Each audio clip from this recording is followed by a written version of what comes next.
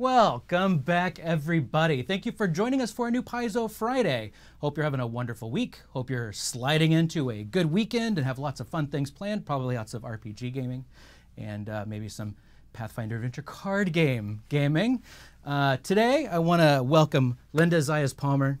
And here's the thing. We have not had a chance to do an adventure card game show yet. So I'm really excited about this. So we've got Michael Sayre and we've got Linda Zayas-Palmer here, and we are going to be talking about just the card game in general. We're going to be talking about organized play and the card game, so you can find out how you might be able to get involved at your friendly local game store. Doing a little bit of adventure card game organized play Gen Con chatting and talking about the season coming up. And then we're going to have a little bit of an update for RPG, Pathfinder Society update for RPG. So everybody, welcome Michael and Linda. Thank you for being here. Thank you for having us on. Of course, of course. And then of course there's all of the lovely people out in chat world, if you want to say hi to them. Hi, lovely people. We're lucky enough to have Mark Moreland is in the chat as Yoda ate my head. He is our mod today, so feel free to say hello to him. And yeah, without further ado, I've got lots of slides. I've got lots of things to talk about. First of all, Linda, can you give us an overview of the Pathfinder Adventure Card Game, which is just sitting there for some reason? How convenient that the Pathfinder Adventure Card Game is within easy reach. So the Pathfinder Adventure Card Game is a cooperative card game for anywhere between 1 and 4 players with the base box, and you can get an expansion to play it with 5 or 6. Okay. Each player takes on the role of a character.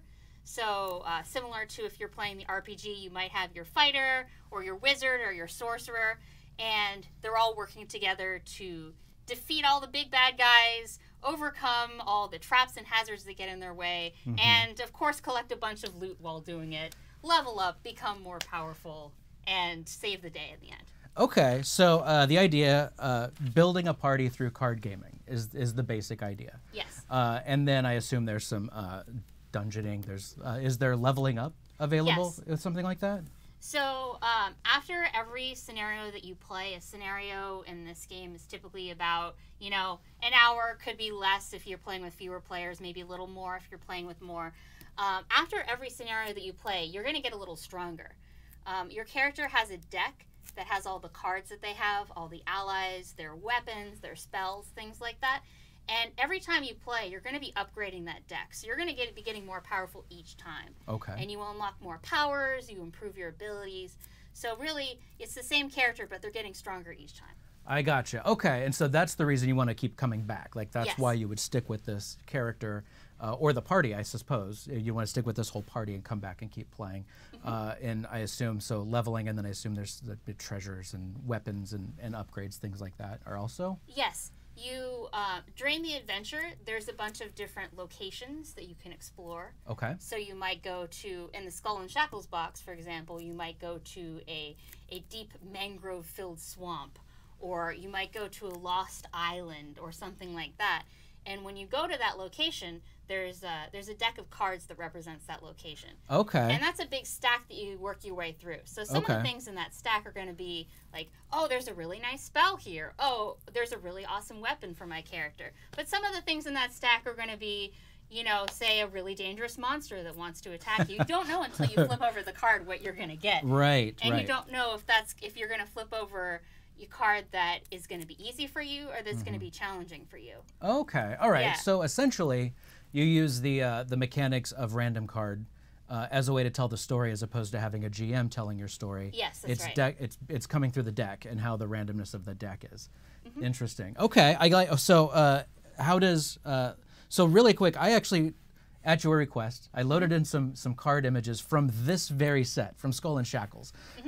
So let's run through some stuff on there and kind of run through that. It's easier for you to explain it if we can show it. Because I'm a visual learner, so that's kind of where I'm going with that. So let's do some of that. Sounds great. Where would you like to start? Well, I think a good place to start would be to talk about the characters that we have in here. Okay.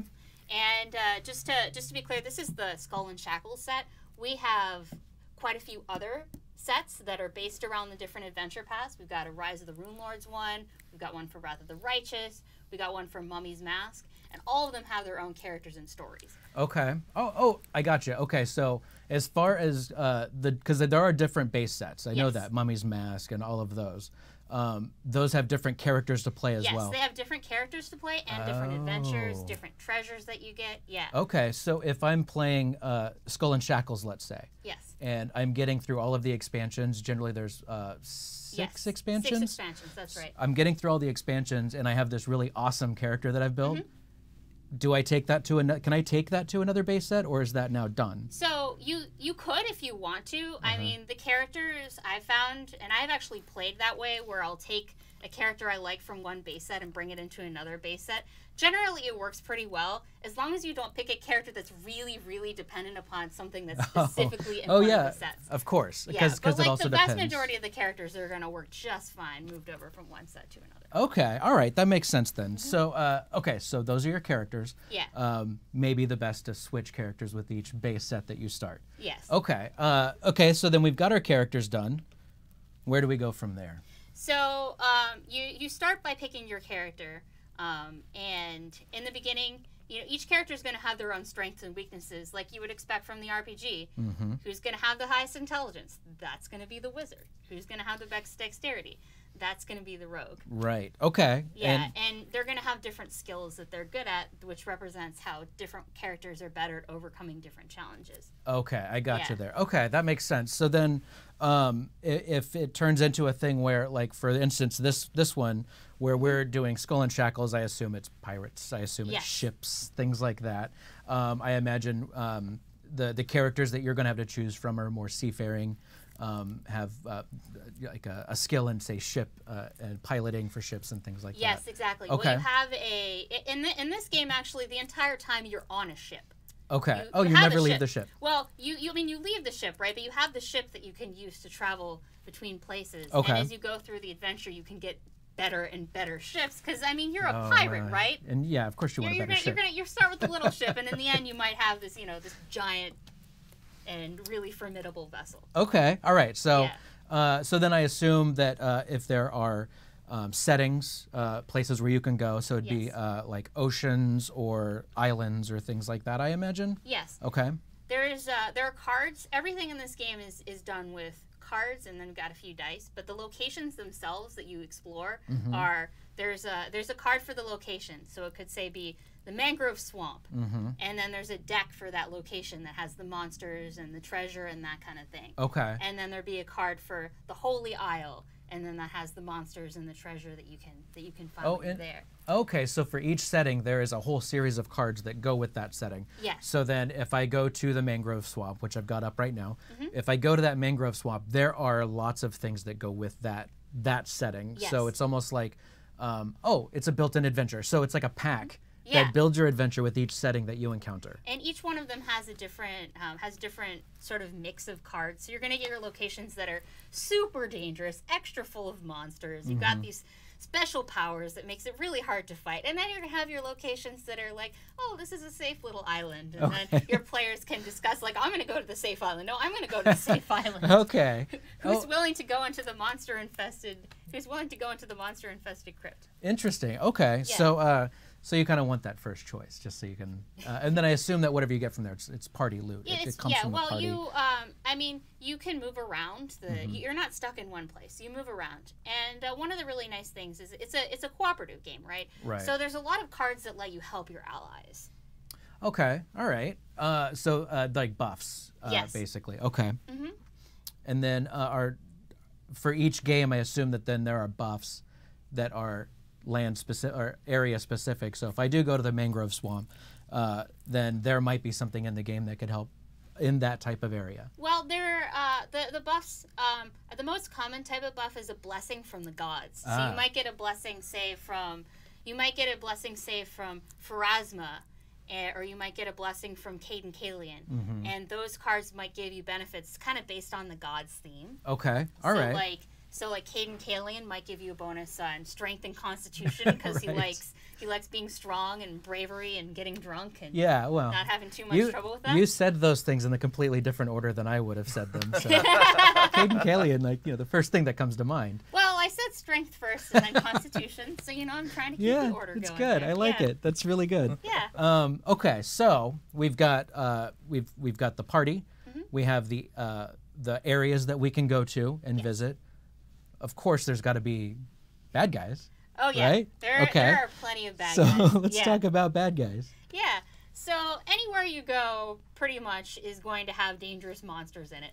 And these monsters in the Skull and Shackles box are going to really be monsters that are pulled from that adventure path and that sort of theme. You're going to have your pirates. You're going to have your aquatic ghouls. You're going to have your undead sailors and your sea monsters and all that kind of stuff. Okay. So you've got your rank and file monsters who could come up anytime. But then you've also got your tougher monsters. You've got the big bad in each one is going to be the villain. So you might, and that villain's probably going to have some henchmen. So you might have a big bad who's a dragon, and then he might have some henchmen that are like his little minions or whatever, like these little shark people soldiers who he's got under his sway. Okay. And generally, if you want to win an adventure, you got to beat the villain. I mean, that's always the end game, that's right? Kind of how it goes, right? That's usually how you go. Yeah. And then when it's done, then I assume there's some loot to be collected, yes. XP, all of that sort of thing. So all the cards that you find during the adventure, in the end, they go out in the center of the table, and players can take them and add them to their decks to upgrade what they have. Okay. So if you found, let's say you're playing the gunslinger Jarrell, who's very piratey and is also in this box. Okay. If you find, say, a dragon pistol, and you want to upgrade your starting gun to a dragon pistol, then there's a dragon pistol on the table, and the player Jarrell says, "Hey, I want that pistol," and everyone else says, "Yeah, sure, Jarrell, here you go." So Jarrell tosses out her old battered pistol, and she takes that in her deck. And then from now on, Jarrell's stronger. Okay, I gotcha. So it turns into a way to upgrade yourself, possibly upgrade other people, because let's share what I was using, all of that sort of thing. So if you find something and you can't use it, but someone else at your table can, you can definitely give that to them, and then they can use that to become stronger from here on out. Okay, I like that. That's really good. And then I assume that there, like, along with buffs, like we had talked about earlier, there's also spells, I'm guessing. Yes. How would that work? So sort of the characters that you might expect would have spells, like your sorcerers and your wizards and your bards, they've got spells in their deck. So while your fighter might have a lot of weapons and armor, your spellcaster is going to have spells.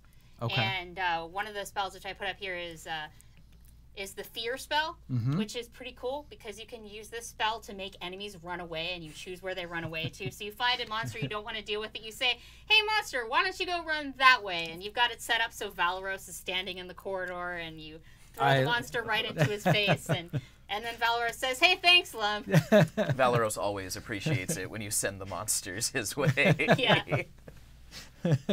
All right then. So that covers the basic idea. Yeah. Obviously, and this goes without saying, there is a lot deeper rule set here. There's a lot more to the game. Oh, definitely. With more mechanics. But as a brief overview into getting into this, I think that covers a really good part of it. If you get the base set, you've got a complete game. Now for each base set, there are also expansions that you had mentioned earlier.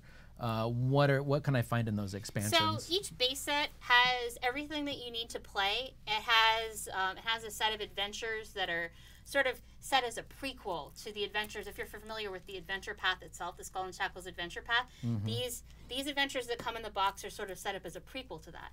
And then you can buy boxes that add on more. So there's an Adventure Deck 1, and that covers the whole story of the first volume of the Adventure Path. Okay. And Adventure Deck 2 covers the story of the second volume of the Adventure Path. I get it. So you can keep moving your way through the story as far as you want to go by getting sort of...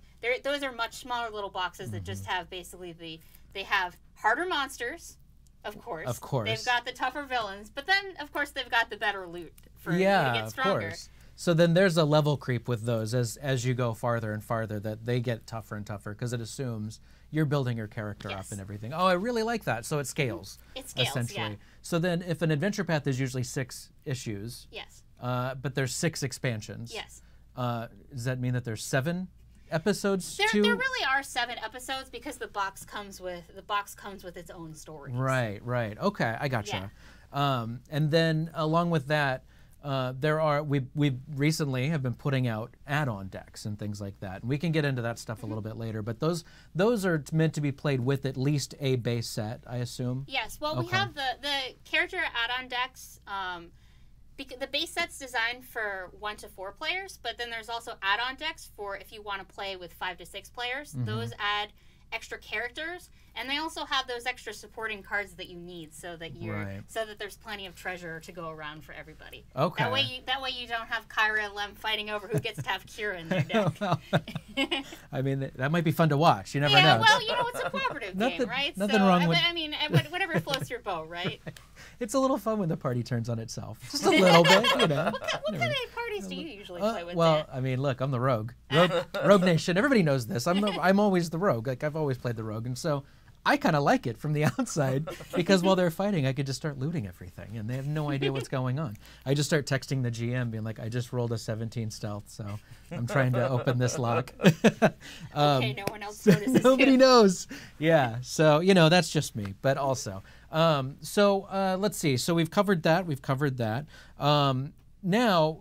So and also really quick, just because I was seeing some of it mentioned in the chat, there is a phone app, a mobile app that has kind of recreated this adventure or the experience onto your phone or tablet or whatever.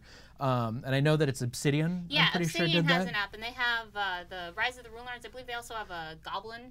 Okay. Yeah. One as well. There's a full Goblin adventure set. In there. Yeah. I've seen some really good feedback with it. I think that. Just like most things, I think Obsidian does a good job with things. I think it's fair to say that Fallout New Vegas is the best Fallout ever made, but whatever.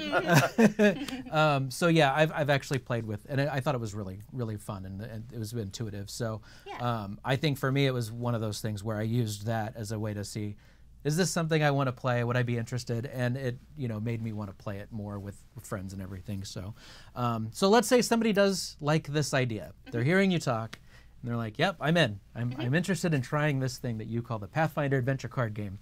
Yes. What's some options that somebody might have to be able to just to play it and see if they're a fan? Yeah, well, you mentioned the Obsidian app, and that's definitely going to be an option for some people.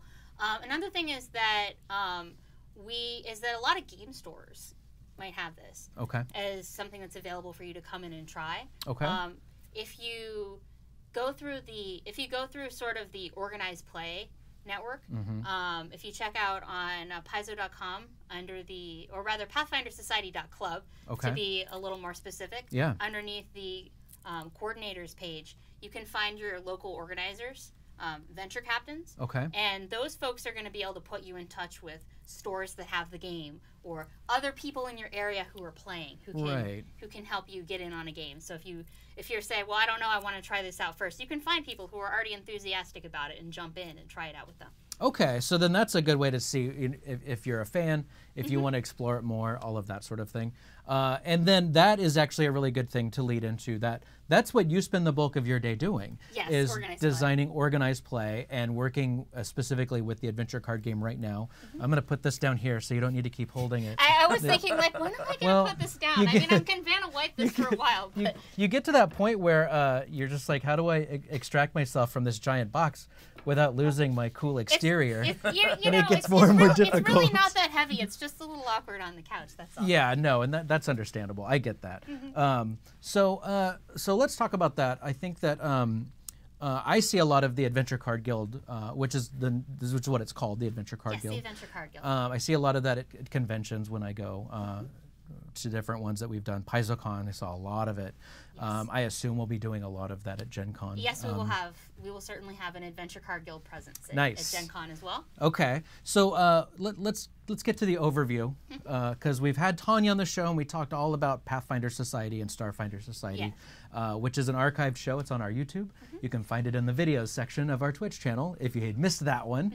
But we've not talked about the Adventure Card Guild, and I made a point to not talk about that during that show because I felt like it had a lot of information to it and it should kind of get broken out and be its own thing. So give us a good overview for organized play and the Adventure Card Guild. So first of all, the Adventure Card Guild is is a part of the bigger Pathfinder Society umbrella. So we have the Pathfinder Society Role-Playing Guild and the Pathfinder Society Adventure Card Guild. And increasingly, we've been looking for ways to tie those stories together. So you have, in the Adventure Card Guild, your characters are members of the Pathfinder Society who are doing things. They're interacting with plots, the same kind of plots that the RPG characters are interacting with. And you might have a case where, you know, the plot from the RPG, you don't see what happens next because that's happening over in the Adventure Card Guild or vice versa. Okay. So if you really want to get the full story, you're going to want to play both. And do you have to?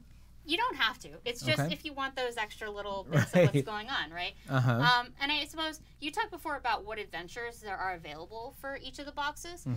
The Adventure Card Guild is a great way to expand on what you have available for each of the boxes because we, at this point, we started with Season 0. We're going into Season 5 now. So we already have 5 seasons, and we're about to come out with the 6th one that are the same size as all the expansion decks put together in terms of how much adventure content they bring. So it's quite a bit. They're all new stories. Yeah. Oh my gosh. So essentially, with the organized play idea, it's got all of this gameplay that's constantly built in and constantly refreshing. Yes. And if just because I know me, if I miss a week, can I come back in and keep playing? Oh yeah, definitely. Okay. One of the goals about organized play overall is to have an experience where it's as flexible as possible to how people like to play and their schedules and anything else. So if you're a player who wants to try it out at a convention, then you don't have time, you pick it up a few years later, that's fine. Okay. If you want to play at a game store and then you want to go traveling, play at a game store somewhere else, that's fine. If you want to gather up some friends around your living room table and you want to play there, that works too. And any mix of those. So and that's interesting that you would say that. If I do have friends that are around in the neighborhood or whatever, and we end up having a nightly or a weekly game, can I make that an organized play event? Yes, you can. Really? Okay. All right. What would be the benefits of that? Do I get to report things and keep my character registered and all of that sort of thing? Yeah, so if you report your sessions online, which we highly recommend you do, first of all, it shows us sort of where is the interest, who's playing, where are they playing, what adventures do people like the most, that sort of thing. But it also is going to give you a page for your character, much like if you're playing in the role-playing guild and you've got this page for your character. It'll have a page for your character. It'll keep a record of those important things that you gained, those cards that you found, all those ways that you upgraded your character. So that way, like, let's say you put away your box and you forget what benefits you got and it's been a little while and you're saying, oh gosh, what did I get? I don't remember. You can just go on the website and say, oh yeah, okay, these are the upgrades I got. Boom, boom, boom, done. I gotcha. So it kind of makes it's like you're putting your character in the cloud. Yes, and then you can access it anywhere. Okay, that is very handy. I like that. And so the idea would be get a group together, play the game, enjoy it, have fun. If you want to sanction them, you can. That's available to you. There are lots of options to go to your FLGS and play a game that way. And then getting in, you mentioned the seasons and a new season and all of that sort of thing. How does that work now? It's a cyclical thing, I assume? Yes, every year we release a new season, and we've released at least one season for each box. Okay. So the Skull and Shackles box has Season 0 and the upcoming Season 5, which I'll be Season talking about 5? shortly. Yes. Okay. And then we also have seasons for a season for the Wrath of the Righteous box, the Season of the Righteous. We have the Season of the Rune Lords for the Rune Lords box. I think you're seeing where this is going. I'm seeing a pattern here. Well, then we break up the pattern because we've got the short Season of the Goblin for the Rune Lords box. Okay. And then we have then once we got to Season 3, we got to the point where we really started focusing on the integration between the role-playing guild and card guild side of the Pathfinder Society. Okay. So then we get the Season of Plundered Tombs and the Season of Factions Favor, which has the same name as the RPG season because they were that close tied together. Brilliant. I like that. And those are both with the Mummy's Mask box. Has there been a thing where you're running at the exact same time, some people playing the card game and some people playing the RPG together, and they actually mesh together? Yes, we do that. We do that actually. We launched those at Gen Con. We've been doing those for the last few years now, starting with sort of season 8/season 3. Okay. We talk about the RPG and the ACG. Right. We have these big interactive special events. Right. And for a while, those were just role-playing game events where you bring together a bunch of people. I mean, I say just, but at Gen Con, you get over 1,000 gamers in the room It at is once. not small. Working toward, I mean, walking into that room, if any of you are going to Gen Con, I mean, that's just, it's absolutely incredible. It's you walk in the room and your jaw drops, but like, what is going on in here? I want to be part of that. I mean, I remember that when I remember that the first time I came in and when I first got into Pathfinder in the first place, and Organized Play got me hooked, but that's another story. Yeah, well, I just remember walking in, seeing the banners and just all the people, and just I was blown away. It's amazing. It's amazing. Getting back to the special. Getting back to the special. Yes, I got derailed by how awesome it is to be in that room at Gen Con. But so what we've had is we have an adventure card guild component and a role-playing guild component. Okay. And the PCs, they're in the same story. They're working toward the same goal. And so where you have, say, a role-playing guild adventure where you are, if you're trying to convince a person to ally with you, you might have a card guild adventure in that same theme. Now, right now, I have the upcoming one rattling around in my head so much. I'm like, no, can't spoilers. No spoilers. No spoilers. Unless you want to. We love spoilers here on Twitch. A little spoilers, right? Yeah, maybe. Not total spoilers. No, it's fine. Yeah, so you're working together toward the same goal. Okay. And you have sort of this, there's sort of like these mechanics in the game that track, like, how much are people succeeding? And what you do for that is you're adding together the role-playing guild successes and the adventure card guild successes into one big pot to determine how the plot progresses and how well the room as a whole is doing. So it's like grading on a curve, essentially. It's like if more people have done this, then okay, we'll push this up to here. It gets harder the more people you have. I'm sure, the more tables you have, sure. right? Because you got higher thresholds to hit. But yeah, the adventure card guild tables can be a huge help toward that. And I think that there's a nice little twist at the end in the Adventure Card Guild this time for the one we have upcoming that the Role Playing Guild doesn't even really get to see. So you may want to check that out. You might get to go somewhere cool, hypothetically, where where the card game has never gone before and where the role playing game has very rarely gone. See, now, when will we find that? When will you find that out? Yeah. Well, you find that out at Gen Con. That's when we're running the big event. Yes. And then it's going to be available to some conventions after that. Okay. All right. Yeah. We try to sort of stagger it out a bit so that Yeah, that's fair, I think. Yeah. So essentially, August 2nd at 8 a.m. is when people can start finding out things. Well, it's going to be. I believe is that the Saturday night one or the Friday night one? Thought it was the Saturday night one. I think it's one of the nights at Gen Con. We've got special events running, interactive special events running every single night at Gen Con this year. Oh, so wow. keeping straight exactly which one is which night is. That's fair. That's fair. Okay, so that's the special. That's where things are combined with the RPG and the ACG mixed together. What else is new since we started talking about Gen Con? Yeah. What else is going on for the Adventure Card Guild at Gen Con that we can talk about? Yeah, so we're launching season 5 of the Adventure Card Guild, which is the season of Tapestry's Tides. If it is going to be tied to season 10 of the Pathfinder Society role-playing guild, which is Year of the 10. Right. Yeah. Yes. Go ahead and get those names out there. But both of them are going to start. So actually, if you look at things chronologically, the Adventure Card Guild goes first.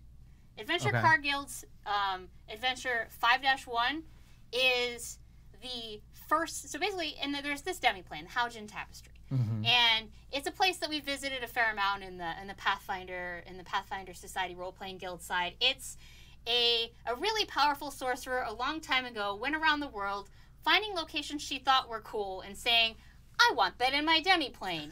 Yoink.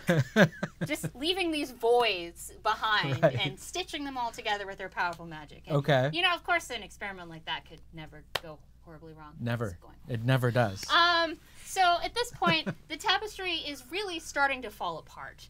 And the Pathfinder Society is what stands in between the tapestry and complete destruction, where there's a bunch of people who live there who are going to be trapped and stuck as it rips apart.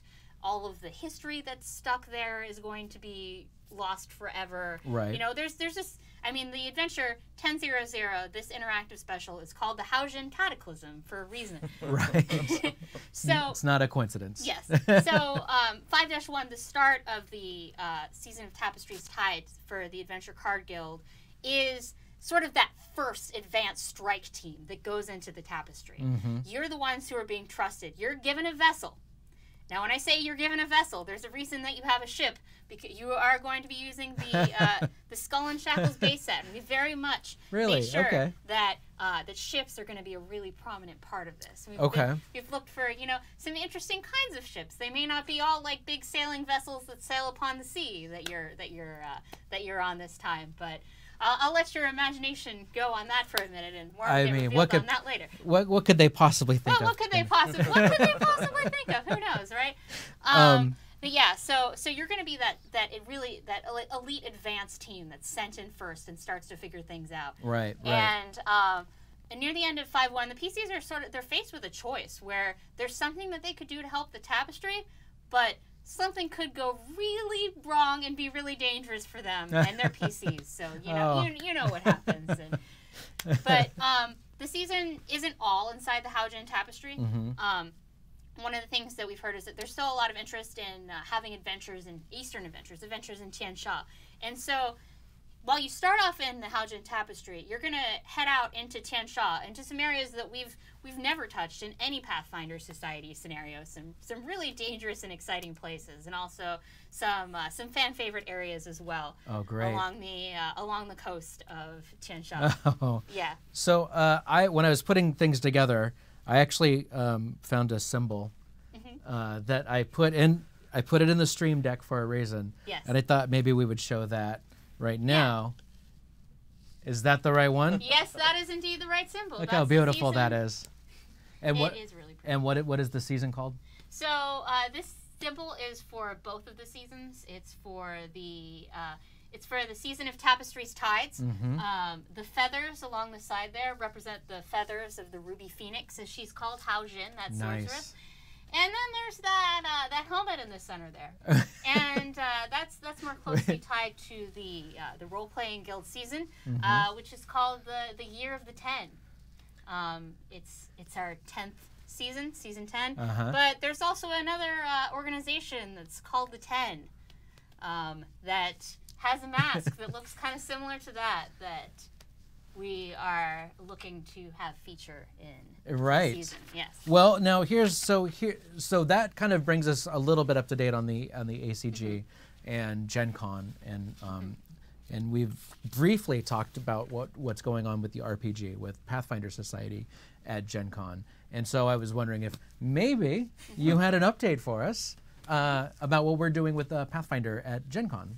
So we have 3 new scenarios for the current edition of the game that are all going to be coming out, in addition to the kind of the cross-platform special that Linda was talking about. 10.01, which is Oathbreakers Die. Oathbreakers Die. Yeah. Is that the one where we get to on screen do that thing that's going to be very exciting? Yeah, that's the one where this was actually Mike's first day of work. We brought him into a planning meeting. Fun. And on his first day of work, and we started brainstorming ideas, and he's like, and he just comes out with this idea, and it's amazing. It goes straight up on the board, and we're like, not only do we have to make this a scenario, like, this is going to be the 1-5 for Gen Con. This is the thing we want a bunch of people to see. And I was definitely, when I was working on that one too, just like, I can't wait to see what people think of this. It's a hell of your first day, man. Just come in and throw stuff up on the board. He just came in and came up with great ideas. You know, John and I are talking later. It's like, yep, we picked the right guy. I love it. It's great. It was kind of nice to step in, and I was like, I'm just going to say whatever. There are probably things that should be sacred, but I don't know, so... Yeah, it's the ignorance is bliss. Oh, very much so. When you don't know what you're supposed to stay away from, it's always so much easier. Okay, and what else do we have coming up for Gen Con? 1002, Bones of Biting Ants. Believe me. Yeah, we get some savannah crawling, some magical beasts, some troublesome fae, and an NPC who is dealing with some issues that the PCs are going to help them reconcile. Okay. So that'll be a really interesting one. And then I assume there's going to be biting ants. Oh, spoilers. Yeah, Sorry. there will definitely be biting ants. Yeah, so that's fun. We got to touch on kind of an Ultimate Intrigue subsystem, adjusted and streamlined a little bit for the particular venue, because it's still got to fit in that scenario slot. Right. But I think it's going to be a lot of fun, a lot of cool stuff to do. And then the third one we have, 1003, Death on the Ice, was very much the first thing that I got to kind of grab from start to finish. Came up with the basic outline for it and got John and Linda's approval, ran with it. I'm actually from Alaska originally. It's where I grew up. My family's from there from way back. And I thought it would be fun as kind of the first adventure that I was, fully in control of, to go to the crown of the world and go play in the ice. There will be orcas. I mean, I'm there. That sounds great. I just want to see the stat block for orcas. Yeah, there's a couple variants on those. We've got some other cool things from the Crown of the World that haven't had much of a spotlight on them, or have only showed up in like one book of one AP. And there's a snowy owl that is going to help lead the party on their way, instead of the standard, here's a handout from your venture captain. Right. It's, here's an owl, follow it. So, of course. Yeah. Well, they're setting a deadly precedence, because now it's going to have to happen all the time. People are going to be like, where's my owl? I need it. Well, I mean, I'll say two things about the owl. Please. One, the art is adorable, and two, it's on the cover of the scenario. Oh, well, you're not burying the lead. We're not It's burying like, the lead. yeah, this is what it is, but owls. Yeah. So might as well buy this right now. Is this cute? Then buy the adventure. Okay, and then does that kind of wrap up most of the new stuff that we're working on for Gen Con? So that's those are the three other than Haugen Cataclysm. Those are the three sort of season 10 adventures that are coming out. We have two other things that are going to be at Gen Con that are new. Okay. First of all, the not quite as new but still really new is the Tail End Adventures of season 9. Okay. So you've been working on 924 Beneath Unbreaking Waves. Yeah, so Beneath Unbreaking Waves is going to be a lot of fun, I think, for people to get to jump into. There is aquatic genie-based martial arts involved. So Same I old figured, story. right, I'm sure that's been done to death. But we figured, why not, right?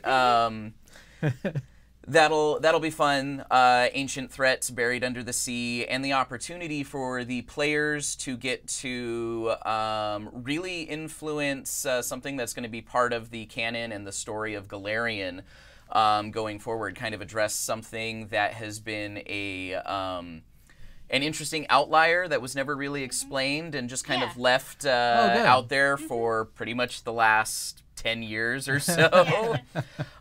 So that should be really cool. Nice. And 925. Yeah, 925 Betrayal in the Bones is a very high level scenario. It's a 12-15. In the beginning of season 9 in 900 Assault on Absalom, we had this big plot going on where some of the oldest and most infamous villains came out and they attacked. And then the question is, where did they end up? Well, you're about to find that out in 925. Oh, nice. The product page describes them as a demoniac and an assassin. So if you can think of any two villains from the past that might fit that description, who may have been involved in attacks in 900, then you might sort of be able to pick up what I'm putting down here about who these might be. But you have, but this gives you a chance to confront those people and really make some decisions about what happens and what's the future with these characters. Oh, it's great. It's great. I like the circle back around. Yeah. Like, we'll finish this, but not finish it, and we'll leave it. We'll let it sit for a bit.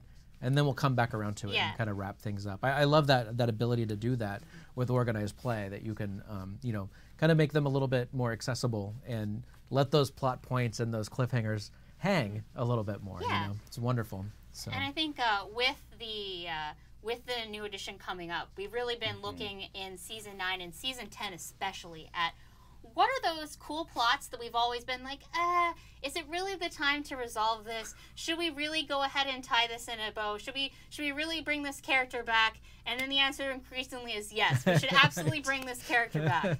Nice. So we're going to have other characters coming back throughout the course of Season 10. It's almost like a best of episode on a sitcom where they keep having the flashbacks and bringing back all of the special guests that came in, so you can do a one last curtain call and all that thing.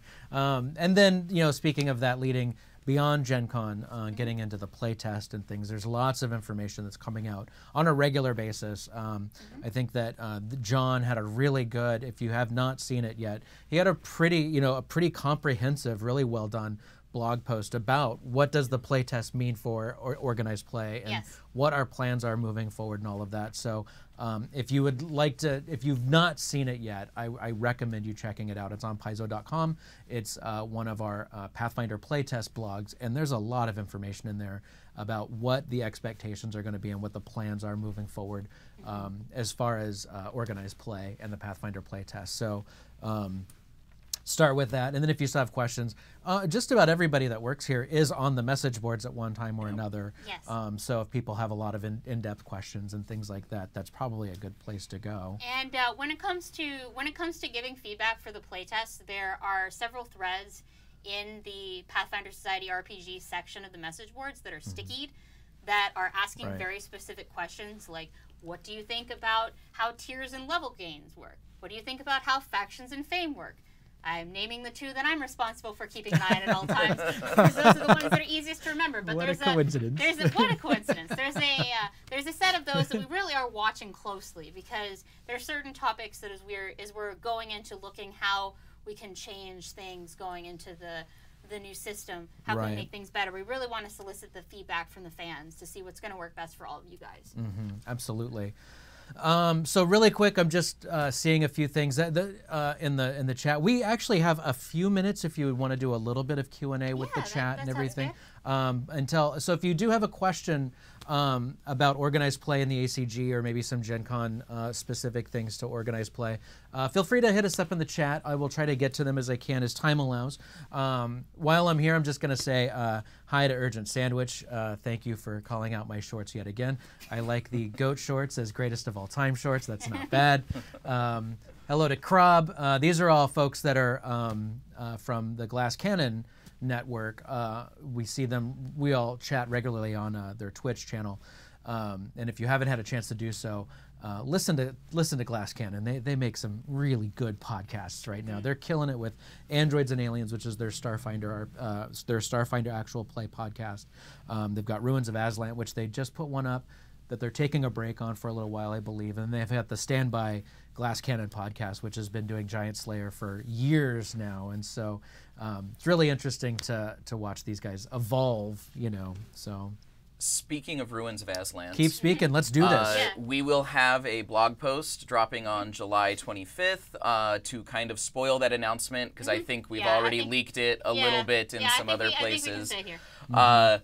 We will have that sanctioned for organized play. So if you want organized play credit for Ruins of Aslan, you will have the chronicle sheets and everything to do that in the near future. We will.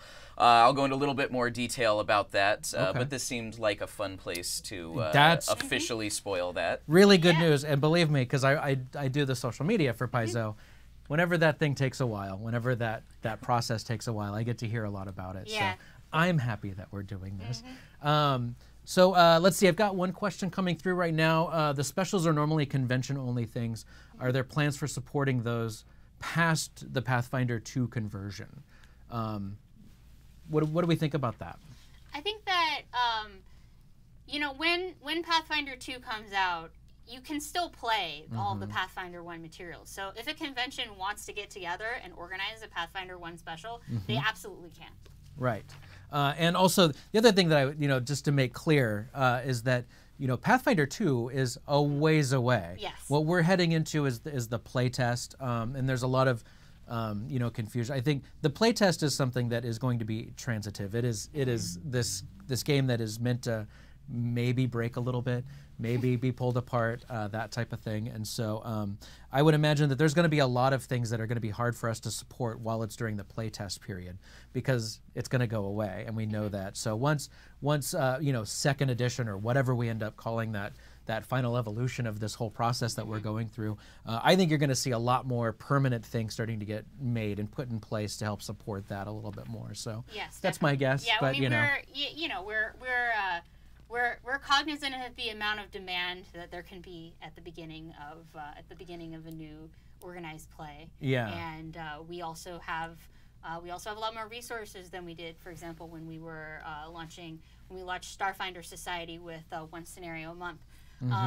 We're gonna have more than that. Right. We've got Mike, we've got Thurston Hillman. Thirsty's been sat with us for a while now. So, and we also have a lot.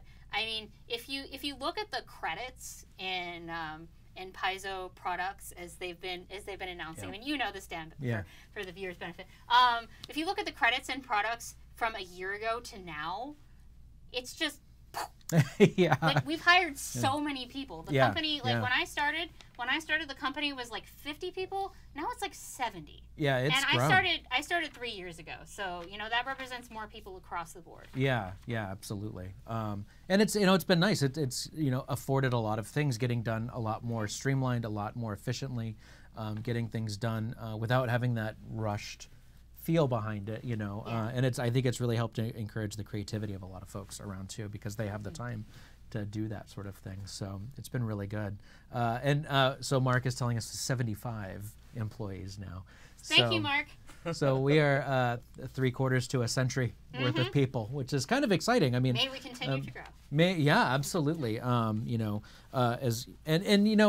think that it's a testament to putting out Starfinder and having people really take to that and enjoy that, and then the reception to Pathfinder playtest that's been coming out. I think more than anybody, I understand the people that are, I don't like it, blah blah blah, change, because I hate change. But it's been really fun watching people kind of be resistant to the idea until they sit down and play it, and then they're like, oh, this makes a lot of sense now. And so that's been a really fun process for me. So I enjoy that. So that covers most of the questions that I'm seeing. Yeah. You mentioned John's blog, which does definitely talk more about the playtest in a lot of ways. And what I'm about to say here is something that's also on that, but just for sort of completeness and talking about what we have at Gen Con and what we have after, and to encourage people to check that blog out. We have 3 adventures that are going to be releasing at Gen Con using the playtest rules. Really? Okay. Yeah. So we have the Rose Street Revenge is a set of 4 quests that are set in Absalom. It's going to be investigating some murders that are happening in the city. Okay. And I was actually one of the authors for one of these quests. It was really fun to really get in there and get a chance to start playing around with the new rules. Yeah. And this is gonna be sort of one of the main demo pieces, so that if you just want to sit down for a short time, it's that typical 40 to 60 minute quest period. Probably going to be a little more like 60 minutes, because you need a little time to here's your new character, and here's this new system, and that kind of thing. So I'm actually glad you brought this up, because I sat in on the Gen Con stream a couple weeks ago. Which, by the way, Kristen from Gen Con will be on our stream next Friday, so tune in for that. And there was some discussion about that Rose Street Revenge game. Was that because I was saying the same thing? It's like, oh, it's like an hour, blah blah blah, and then someone came into the chat and said it's listed as 5 hours on the site. So where does the discrepancy? How does that get solved between being a 60-minute game but then being listed for 5 hours on the thing? So 5 hours would be. So Rose Street Revenge has 4 parts, each of which is a self-contained adventure, but they all have a same overarching plot. So if you were looking to sit down, take more time to really consider the characters and introduce the game and things like that, and then play all 4 parts in a single go, then that would be more of the 5-hour experience. I gotcha. Okay. But if you're looking to try out one of them, which you can try out any of them, then that's going to be more your 1-hour experience. Okay, that makes a lot of sense now. Okay. Yeah. If you've ever done the quest packs at any of the other conventions, it's that same basic idea where knocking out the whole story is the longer block, but you can take it in little kind of chunks around your other panels or seminars or whatever it is that you're looking to do. Okay, yeah, that makes a lot of sense. I like that. Okay, and what else do we have? So we have 2 full-length scenarios as well, and both of these are for 5th level characters. So we have Raiders of Shrieking Peak, which, it's a totally safe mountain, guys. Shrieking Peak, what could possibly go wrong? It's natural. So this is an adventure, it's a rescue mission on the Isle of Kortos, just outside of Absalom and Diabel and those other places that are on that island. So you're trying to recover a lost relic and also figure out what happened to a Pathfinder who has gone missing. Okay, all right. So that's gonna be one of them, and then the other one is called Arklord's Envy, and this one goes to a place that we really haven't touched on much in adventures at all. Okay. Nex. Nice. Yeah. Yes. Okay. The arcane nation of Nex, where you have your golems and your high magic and all that kind of stuff. Right. We went there briefly, actually, in an Adventure Card Guild scenario, and I think that's the only time we've touched Nex at all. Yeah. Correct me if I'm wrong, but I can't think of any other cases where we've done it. So it's family friendly. It's got golems and stuff. Yeah, Go ahead. It's Come just, on. we really haven't jumped into that yet. So it's fun to have an adventure there. And, That'll be great. That'll be great. All right. Well, so I think that about wraps up for the day. Thank you so much for coming in and getting all this information out to everybody, because it is, as you can tell, it is a lot. Like, they work really hard to get all of these games ready and get them prepared so that, not only is it playing a lot of stuff, but it is playing for a lot of players. Like, there's going to be a lot of folks. If you're going to be around Gen Con, please come by the Sagamore. More than likely, we will all be in there at one time or all the time. I will definitely be coming into there every day. I find, I have breaks during the day and that kind of thing. Well, I usually feel like, breaks. I just want to go to the Sagamore and hang out with all the awesome people there. And then it is a lot of fun. Take a break at the end of the day, right? Because I can't resist the pull of all the cool people that are there. I'll break later when everything's done. Then I'll rest. Exactly. Yeah. In the evening, maybe I won't go out. Maybe I'll just be like, I'm done. Yes, you're right. Because then at the end, then you're like, I'm just so sleepy now. Yeah. Good. Krub, I'm looking forward to meeting you. It'd be a really good thing. Thank you so much for coming in. Thank you for helping me get my head around a lot of these things that I still didn't quite understand. If you're at all interested in the ACG, please hit up your FLGS. They might have organized play going on for you. If you're at a convention, search out for Pathfinder. There's a really good chance that we'll have something there. And then also, if you have questions still, feel free to hit up the message boards. All of us are on there on a regular basis. If you have questions for me, my Twitter handle is right below my name. I am at Dan_Servo on Twitter. Please don't be shy about letting me know if you have a question or a comment about the show. Beyond that, thank you so much for coming in. Thanks for having us. Yeah, of course. It's been fun. I would also say, just one last thing, if you have not participated in Pathfinder Society up to this point, this is a really exciting time to jump in, because as we're wrapping up Season 9 and going into Season 10, there are some characters that we don't know where they're going to go going forward with the story in the world of Golarion. And the players are going to make those decisions for us based on, when we gather that reporting data from all these games that are happening. There are going to be some fan favorites who might make it into the new campaign. There are going to be some people who might not. So. Right. It's shaky. Oh, yeah. Oh, that's good. I like that. Well, I mean, in Season 9 and going to Season 10, we had some shake-up. We had some shake-up with one of our faction leaders, and that very well may happen again, depending upon the reporting data. Oh, that's great. That's great. I love that stuff. All right then. So really quick, I saw in the comments in the chat there's a question about upcoming shows. So I'm at a point now where I feel like I'm relatively comfortable with the way the stream is going, the way the set is starting to come together. And so my very next thing is working on streamlining the way that kind of upgrading the way that our Twitch channel looks. There's a lot of things that we can do with that. We are able to take subscriptions, but we don't have any emotes yet, and so we're working on that. And the very next thing, I was just having a meeting about this before the show started, is filling out our schedule more than a month in advance, which I was afraid to do up until now because I just didn't know there's so many things in limbo. I'm still convinced that most of Paizo's employees haven't even seen the show yet. So I want them to know about the show first. So I'm working on that. That should be coming very soon. We're going to get that thing moving. And there will be a schedule available on our Twitch channel. You should be able to find that there. So anyway, so yeah, thank you for that question. Without further ado, thank you so much. Thank you so much. And thank you all for watching. Absolutely. Yes, and for Paizo and for me, your old buddy Dan, thank you for joining us. Have a great weekend.